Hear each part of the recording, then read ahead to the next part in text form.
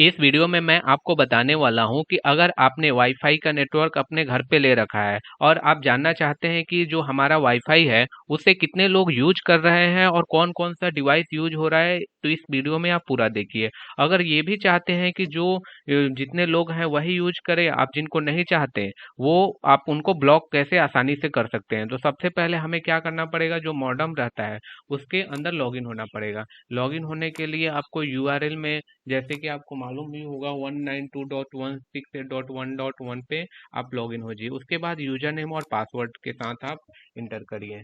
तो इसका user name और पासवर्ड जो होता है डिफरेंट मॉडेम के लिए डिफरेंट डिफरेंट होता है, वो आप सर्विस प्रोवाइडर से भी पूछ सकते हैं या फिर क्या कर सकते हैं, मॉडेम के बैक साइड में लिखा रहता है उससे आप डायरेक्टली लॉगिन कर सकते हैं। अगर कोई प्रॉब्लम आता है तो आप कमेंट में दीजिएगा, मैं उस मॉडेम का कितना यूजर नेम और पासवर्ड है मैं आपको मैसेज कर दूंगा उस पे कमेंट में। अब देखिए, अब हमारा इस मॉडेम का है, अब हम इस मॉडेम में लॉगिन हो जाएंगे। अभी कुछ प्रॉब्लम आया है, अभी हम चेक कर लेते हैं। रॉन्ग होने से ये आपका बैड पासवर्ड देगा, तो हम देखते हैं ONU@4E30। अभी हम मॉडेम के अंदर लॉगिन हो गए। लॉगिन होने के बाद हम देखेंगे कि अब सबसे पहले आप लॉगिन होने के बाद ये जरूर कनेक्ट कर चेक कर लीजिएगा कि आपका जो यहाँ पे वान में जाइएगा, वान में जाने के बाद आप देखिएगा इंटरनेट, इंटरनेट का स्टेटस क्या है। अगर कनेक्टेड है तो आपका इंटरनेट आ रहा है, अगर डिसकनेक्टेड है तो इंटरनेट नहीं आ रहा। और दूसरा चीज हमेशा होता है कि पॉन, पॉन मतलब जो आपका फाइबर का पावर आउटपुट आ रहा है जो आपका मॉडेम में लग रहा है, अगर वो फाइबर के साथ कनेक्टिविटी सर्वर के साथ अच्छा है तो यहाँ पे कनेक्टेड दिखाएगा और उससे हमें पावर मिलेगा। पावर से ही हमारा इंटरनेट चल रहा है। फाइबर एक क्या है, लाइट के फॉर्म में डाटा आता है। यहाँ पे देखिए ट्रांसमिटिंग, यहाँ पे पावर आया और यहाँ पे रिसीविंग पावर आया। दोनों पावर, अगर ये ट्रांसमिटिंग और रिसीविंग पावर, जो रिसीविंग पावर है प्लस से लेके -30 तक आ गया तो आपका स्पीड बेहतरीन मिलेगा। अगर 100 Mbps है तो आपको 70-80 Mbps आसानी से मिल जाएगा। अगर उनका जो सर्विस प्रोवाइडर का जो वहाँ पे है सर्वर है पूरा अगर अच्छे से काम कर रहा है तो स्पीड बहुत ही शानदार मिलेगा। अब हम आते हैं अपने टॉपिक की तरफ।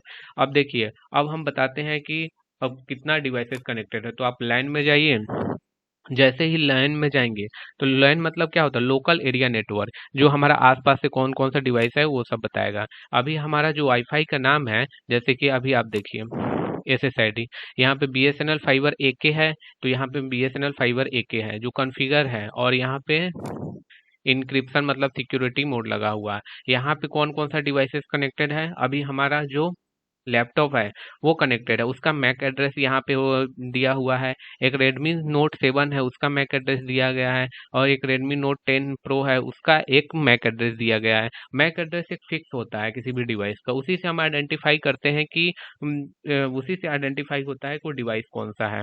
अब देखिए, अगर हम चाहते हैं कि कोई डिवाइस यूज नहीं करे, जैसे मान लीजिए कि हम कि Redmi Note 7 को हम ब्लॉक करना चाहते हैं, तो ब्लॉक करने के लिए सबसे पहले आसानी से है कि आप इसको मैक एड्रेस है, इसको Ctrl+C कर लीजिए, कॉपी कर लीजिए। कॉपी करने के बाद हम क्या करेंगे, इसको ब्लॉक करना है तो सिक्योरिटी करेंगे। सिक्योरिटी के लिए क्या करना पड़ेगा, मैक फिल्टर जाइए। मैक फिल्टर में क्या करेंगे, मैक फिल्टर को सबसे पहले हम अनेबल कर देंगे। अनेबल करने के बाद हमें मिल जाएगा ऑप्शन। अब यहाँ पे देखिए, अब हमें डिवाइस को ऐड करना है, तो ऐड करने के लिए हम मान लीजिए कि अभी हम दे दिए एक अमित नाम का आदमी है, और मैक एड्रेस जो Redmi Note 7 था उसका मैक एड्रेस डाल दिया। उसके बाद हमने यहाँ पे अप्लाई कर दिया। जैसे ही अप्लाई करेंगे, वो डिवाइस जो आदमी अभी यूज कर रहा है, तो यूज कर रहा है तो अभी देखिए यहाँ पे ब्लैक लिस्ट में अभी है ये, अभी हम ये ब्लैक लिस्ट में है, ब्लैक लिस्ट में हो गया है। अब हम क्या कर देंगे, यहाँ पे अमित नाम का ये यहाँ पे अप्लाई हो जाएगा। जैसे ही अप्लाई होगा, अप्लाई होने के बाद क्या हो गया, ये ब्लैक लिस्ट में हो गया। ये आदमी अब चाहे तो आपका वाईफाई उसके साथ कनेक्टेड भी अगर रहेगा तो उसमें कोई सा भी पेजेज नहीं खुलेगा, और वो कनेक्ट इतने इजीली भी नहीं होता, वो कनेक्ट ही नहीं होगा, बस ओनली कनेक्टिंग शो करेगा। उसके बाद अगर आप चाहते हैं, उसके बाद अगर चाहते हैं कि हम इसको अलाउ कर दें, तो अलाउ करने के बाद डिलीट करके अप्लाई कर दीजिएगा, आ जाए। पहला डिवाइस हो गया। अगर चाहते हैं हम दूसरा भी डिवाइस कनेक्ट करना है, तो यहाँ पे जैसे मान लीजिए NRL करके एक है और उसका एक मैक एड्रेस है, तो मैक एड्रेस यहाँ पे एक था तो यहाँ पे ये डाल दिया। अब हम क्या करते हैं, यहाँ पे ये इनकरेक्ट है क्योंकि वो अभी इनकरेक्ट है। तो यहाँ पे एक यही है, एक यही डिवाइस है, या फिर यहाँ से हमने जो लिया था उसी में से एक और ले लेंगे। अभी हमारे पास स्टेटस पे ही मैक एड्रेस करेक्ट होता है, वहाँ पे हमने गलत फॉर्मेट डाल रहा था इसीलिए वहाँ पे लिया नहीं था। अब देखिए यहाँ पे एक मैक एड्रेस यहाँ पे और है, जैसे मान लीजिए ये वाला डिवाइस है, मैंने इसको कॉपी कर लिया।